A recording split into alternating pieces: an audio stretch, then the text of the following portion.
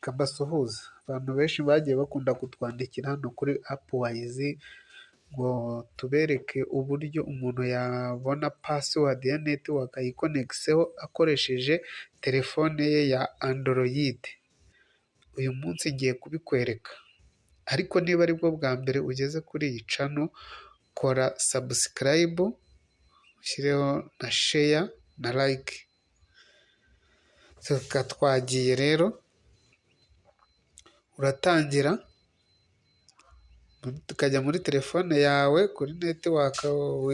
Niba telefone yawe yamajije kwikonegita kuri network ariko ukaba utazi iyo password kandi ushaka kuyisangiza bagenzi bawe ngo nabo babashe kwikonegita, ujya muri telefone yawe ukurikirane.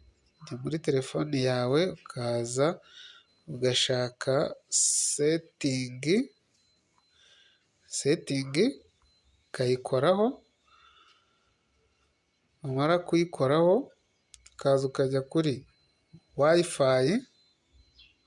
Wamara kujya kuri wifi ukaza ukareba hano iburyo bwa network wikonegitinzeho hariho utuntu dutatu n'uturongo duhagaze dutatu, nanone utukare dutatu n'uturongo duhagaze dutatu, byose hamwe byajya hamwe bigakora akantu gashaka nako kuba kare cyangwa se square. Hanyuma ukagakandaho. Wamara kugakandaho bagusaba password ukayikuramo, so barahita baguha QR code. Iyi QR code icyo wowe urakora, niba yaje nk'iyi uri kureba kuri iyi screen, urakora screenshot yayo,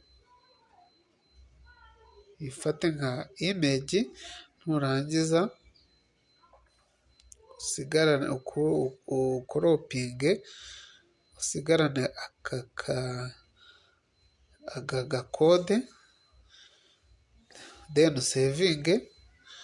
Nubisoza ibyo ngibyo gusavinga, usubire inyuma ujye muri application, ufungure Google Chrome, usacinge scan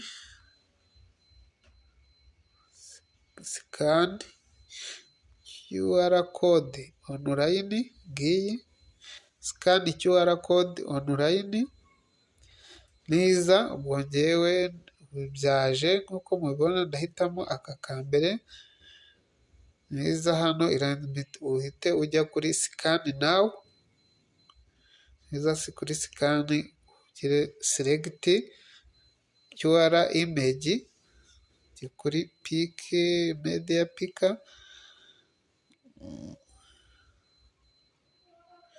Noneho uraba ugeze muri document zawe, muri screenshot ushakemo ya QR.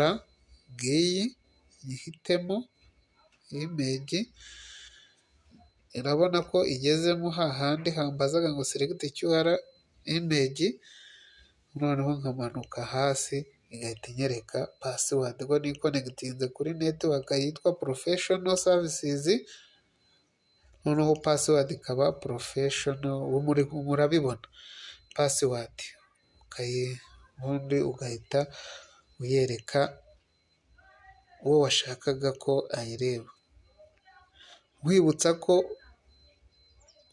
ukora subscribe kugira ngo izi tips cyangwa se ibiganiro cyangwa se amasomo dutambutsa hano kuri iyi channel yacu atazajya agucika.